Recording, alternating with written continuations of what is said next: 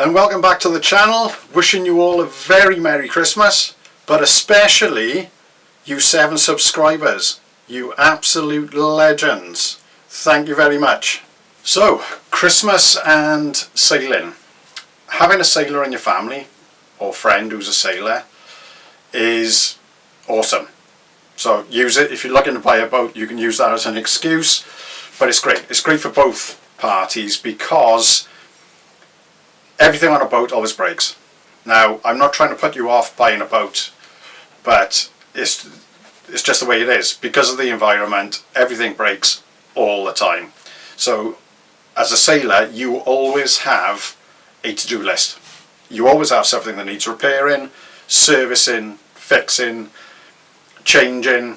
There is always something. So come Christmas time, whenever anybody asks you what would you like for Christmas, you've usually got a list like this. I'll give you an example.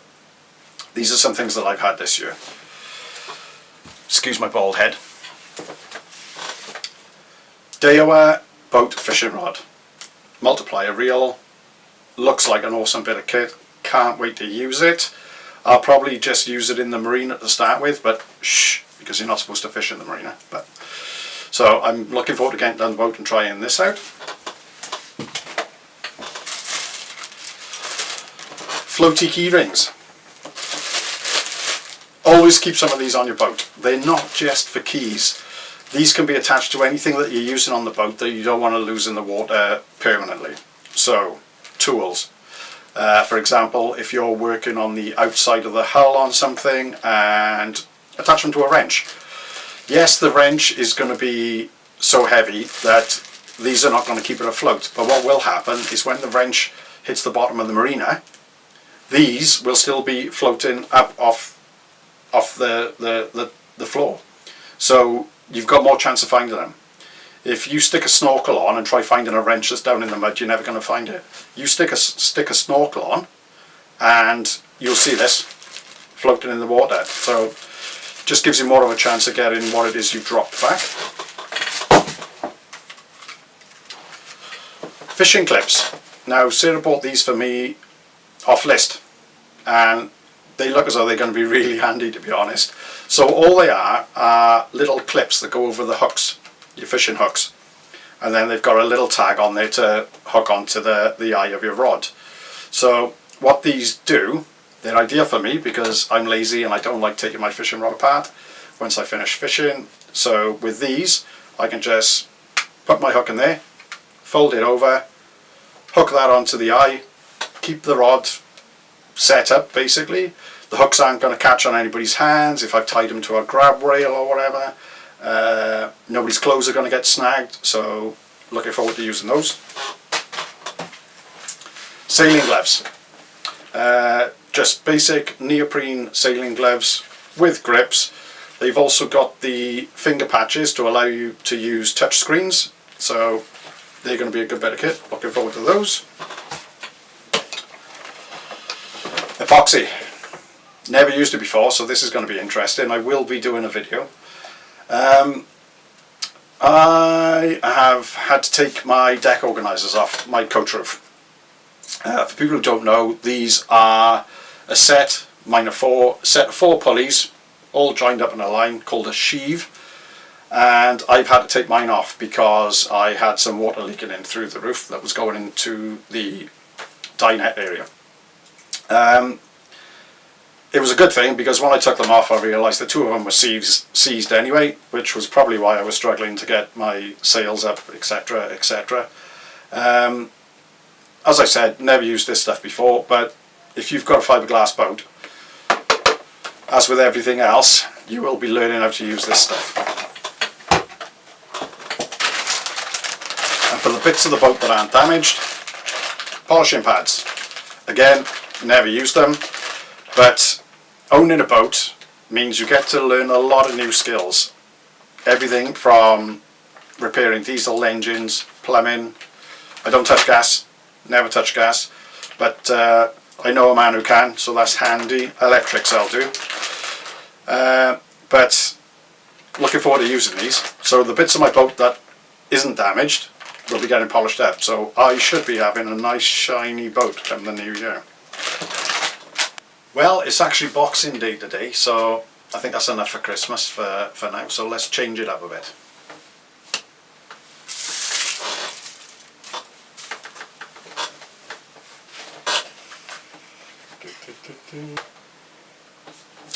There we go, much better. Right, I'm going to use this opportunity to just give you a bit of background about me and my sailing experience. My sailing experience is virtually zero. I was very lucky. I came to sailing late in life. I learned to sail in the Caribbean, which was quite nice, by two sailing legends actually, Ben and Adam. So if you're watching, been trying to get hold of you guys on Facebook, but no joy yet. I'll keep trying. I basically learned to sail on a Hobie 16, I believe it was, a Hobie Cat, which basically involved sailing from beach bar to beach bar around the British Virgin Islands. Not a bad way to learn how to sail, I've got to be honest. As far as the actual technique was concerned, it was a case of let out the sheet till the sail starts to left, bring it back in a bit, head for the pub. So it did me in good stead. When I think back to it now, the fact that they didn't have any sort of propulsion apart from wind, yeah. I didn't realise at the time, but now I've actually got a boat and I do some sailing. The thought of taking my yacht out with the engine not working would absolutely terrify me, but you know, it is what it is. That's what we were doing, and I've got to say it was a hell of a way to learn how to sail. So guys, thank you for that. Right, so my boat at the moment is a Jaguar 27. It was built in America as the Catalina 27. Personally, I think she's a really pretty little boat. Restricted headroom. There is standing headroom for about 3 foot of the cabin, and then after that you've got to start ducking as you head towards the front. She's classed as, she's a fin keeler. She's classed as having, let me think, 2, 3, 4, 5. She's actually classed as a 6 berth, but to be honest with you, 3 is a squish. I mean, you'd have to be really, really friendly to sleep that many on the boat. But she's got the usual. She's got a galley. She's got a head. People who don't know, that's a toilet. Galley, kitchen, forward V-berth, dinette area, drops table, a bit like a caravan, converts into a double bed. I've then got a rear quarter berth, which is a bit like a coffin shaped sleeping area under the cockpit, and there's a bench. You'll see all this on upcoming videos. It used to be a full berth, but instead of having just a stove, burner stove, now it has a full oven. Well, that full oven drops down and takes up the foot end of the berth essentially. But they originally built 6,500 boats, so yeah, for a sailboat they built a lot of them, and they're really, really nice to sail. The majority of them ended up in the Caribbean as charter boats. Now back in, I think it was 1970, 71 to late 1980s, 1991. Back in the day, as they say, a 27-foot yacht. It was deemed a big yacht. It was a big cruising yacht, you know. So families were using them in the Caribbean, chartering around. I mean, nowadays it's tiny. It's when you're looking at 45, 50-foot yachts now, it's classed as a small boat. But for what I wanted, starter boat, she is absolutely perfect, and I would highly recommend a Jaguar or a Catalina 27 to anybody who wants to learn how to sail. They're just fantastic as far as I'm concerned. But then I'm biased. I mean, a few of the jobs I've had to do so far, I've replaced the toilet, all the plumbing for the toilet. I had to replace the seacock, which meant the boat had to come out of the water. That was terrifying for your first time, I gotta be honest, absolutely terrifying. I've put LED strip lighting all inside, usual bits and bobs I've had to buy.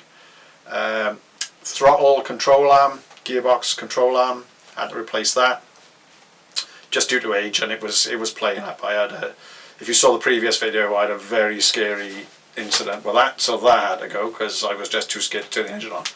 That was replaced. Deck organisers, I've currently removed them, which involved removing the headlining in the cabin. I got the new ones to go on. I was just waiting for Father Christmas to bring me my epoxy kit so that I can fill in the old holes, drill new ones. I need to get some new stainless steel screws, probably be going to Marine Scene in Porthcawl for those if they've got them.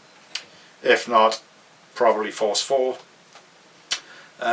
What else? Bought a new dinghy, so I've got a 2.3 metre, I think it is, Crusader dinghy with inflatable floor.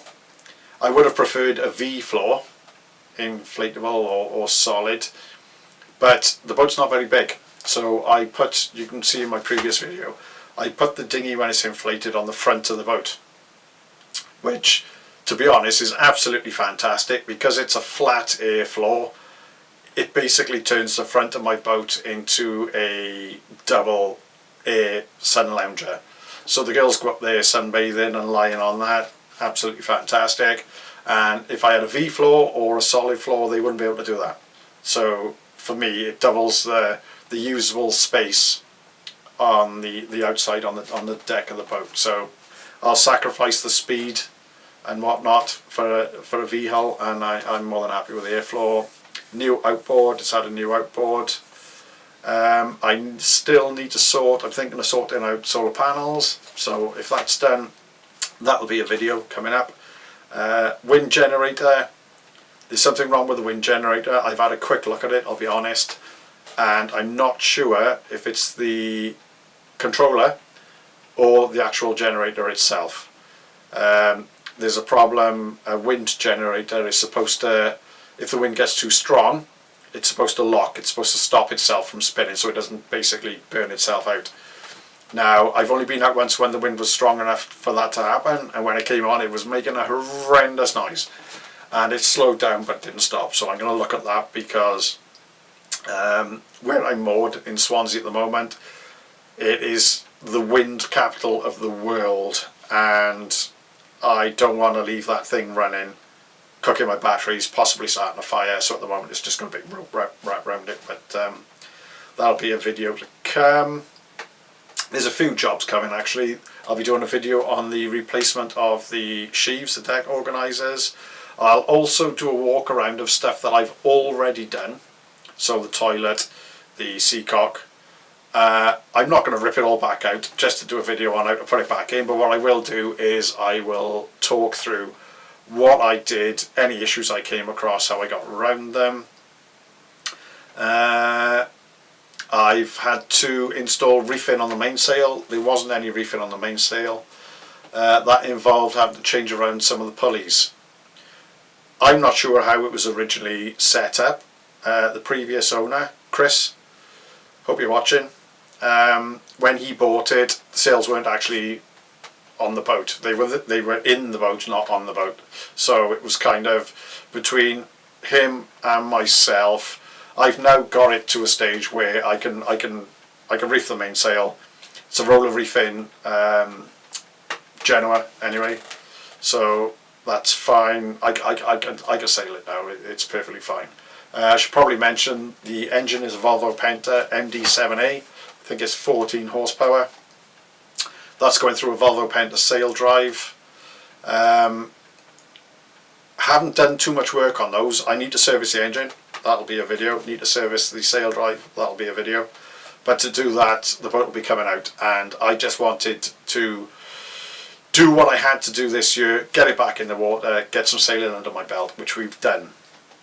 As far as future videos are concerned, when the weather changes a bit now, me and Sarah, we are hoping to go back down to Oxwich Bay, time it a bit better this time so that we can actually perhaps stay overnight, maybe go further down the Gower, down towards Tenby, a couple of overnight stays. I'll be replacing the anchor and the anchor road before then.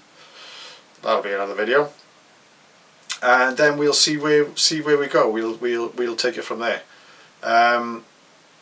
Fingers crossed we get the weather and the boat, you know, she does me proud and she stays together. If she doesn't, you're going to get it on video anyway. I've got a GoPro coming, so there'll be no more of this changing aspect ratios and all that sort of malarkey. I just hope you join us and come along for the ride. I'm hoping if my videos get one person across the line that are thinking about buying a boat and they actually go out and get one and get on the water and start sailing, I'll be happy. I'm not doing these videos for money, sponsorship, anything like that. Although Ford, if you want to sponsor me a Ford Ranger, more than happy. Willing to put it all over my videos, not a problem. These videos are just about showing that yes, they're expensive. Boats are expensive. You can't get away from the fact. I mean, £2 a year just to moor it before you even take it anyway. Fuel isn't an issue, to be honest. What it does use about 700 mil an hour, I think mine uses. So fuel isn't an issue. 80 quid will last you all season. But the bits are expensive. You have to do as much of the work as you can yourself, because if you've got to try and get a specialist in every time you need something done, you can't do it. You can't do it. But don't let the cost put you off. I'll do a breakdown actually, I think, of including the cost of the boat, of what I've spent in my first season. And when I say first season, I would say 2/3 of the summer. I can't remember when I bought it. I think it was around July. So from July to the following summer, I'll put all the costs in, including any repairs, stuff that I bought that I didn't have to buy, and it'll give you a good idea. So get the word out. I'm hoping the quality of these videos are going to improve, and peace out. I'll speak to you soon.